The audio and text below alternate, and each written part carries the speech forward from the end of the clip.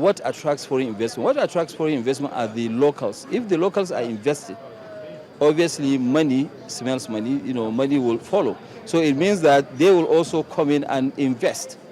Another thing is to look at what are the incentives. The incentives of Nigeria, they are great, really. I mean, they are there. You don't even need a partner.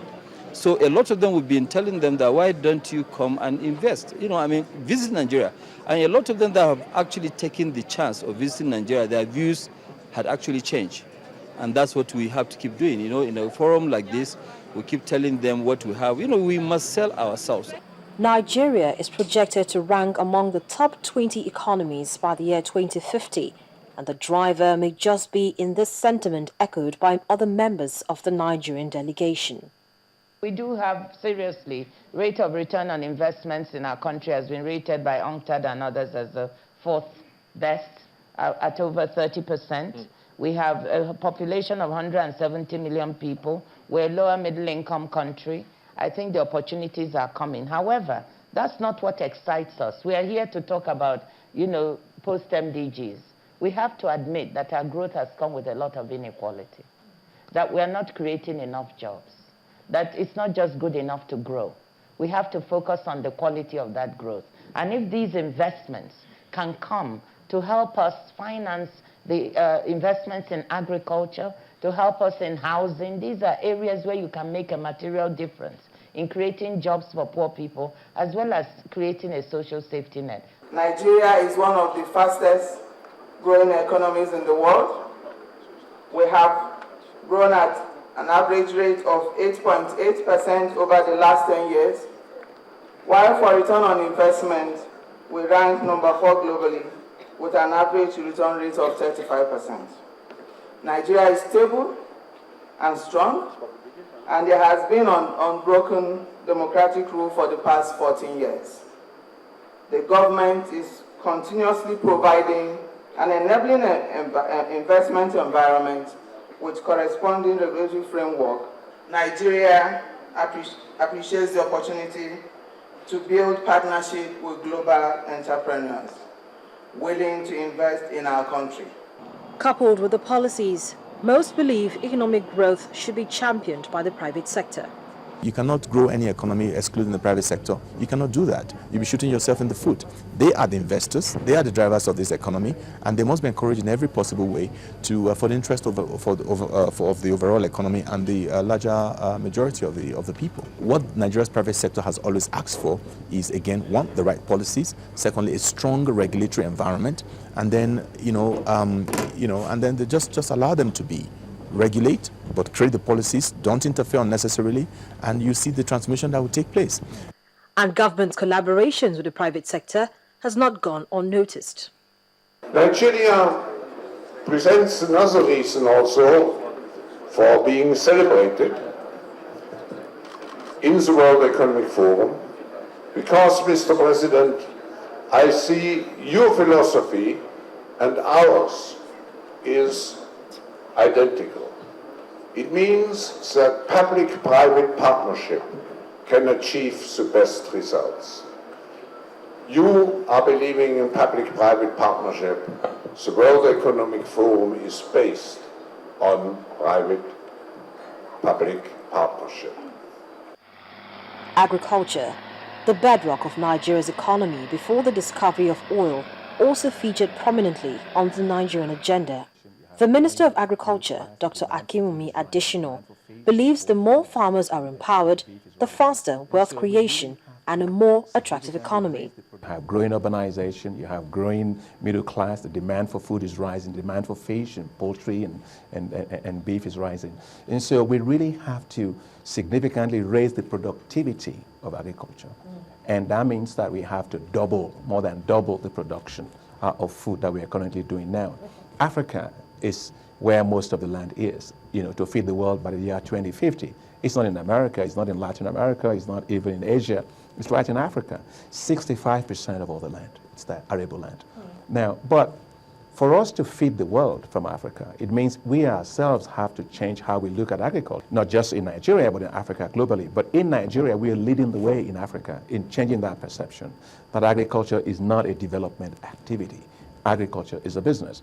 As we run it as a business, we get improved seed, fertilizer manufacturing companies, storage, processing, value addition to everything. We unlock wealth for ourselves. And so that is my message, that the world needs to do better with agriculture. We have shifted away from agriculture as a development activity to agriculture as a business. And the numbers tell it all. The taste of the pudding is in the eating. You take a look at Nigeria today in terms of what has happened. First and foremost, the number of seed companies in Nigeria grew from 10 when we started 2 years ago to 70 today. You look at the investment by the private sector, in particular, and actually Nigerians, that makes me excited, in fertilizer manufacturing is $5 billion from Aliko Dangote, Indorama, and also from Notori. You look at bank lending to the sector. When I started, when the president started the transformation agenda 2 years ago, just close to 0% of the total bank lending was actually going to my sector, agriculture. Today, 4.5% of total lending by banks in Nigeria, that's well over 320 billion naira, is actually coming into my sector, which is fantastic. So this means that it's working. And not only is it working in terms of money, it's working in terms of food production. Such positive words indicate an equally strong optimism about growth in Africa. Following on the heels of the success of this year's meeting, Nigeria prepares to host the 25th edition of World Economic Forum Africa for the first time. We see Nigeria as one of the possible contenders to really champion this positive growth of the future, and we hope that the business community and the civil society there and the population and government leaders will feel that the forum will bring something very positive to their interactions and to Nigeria, and how they feel this will contribute to the future of the country and the country in the context of the continent. People are very excited and enthusiastic, and it's important to note that this is the first time that the World Economic Forum in Africa is happening in West Africa. And this is also a time when West Africa is particularly exciting as a sub-region in Africa, because it's the fastest growing sub-region. And so this is truly West Africa's moment and Nigeria's moment to shine, and it's a great coincidence that it coincides with the 100th anniversary of Nigeria. The timing is seen as a fine opportunity to view Nigeria in a new light. First of all, we're very glad that the WEF Africa, as we call it, is coming to Nigeria.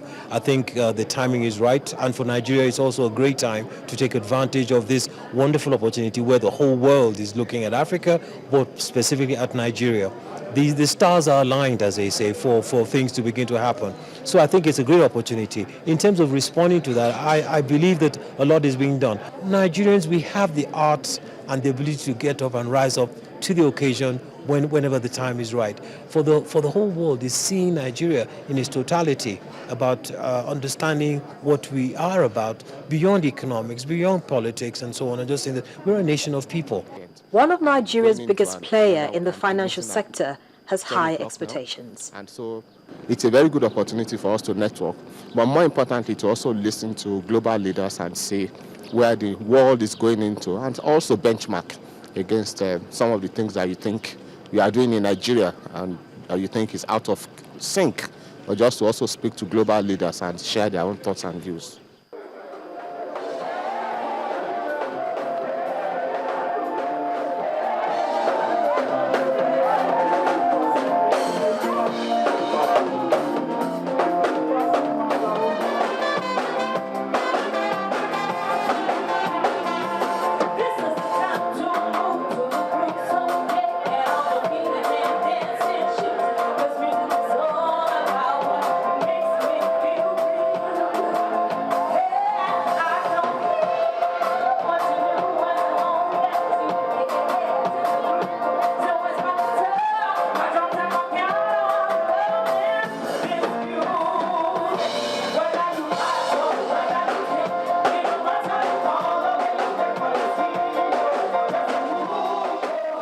This is a meeting the President, Dr. Goodluck Jonathan, is looking forward to hosting.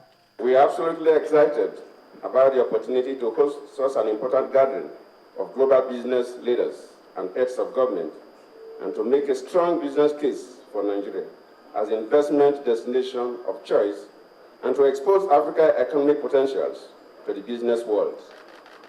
Because of that, I personally reached out to a number of African heads of states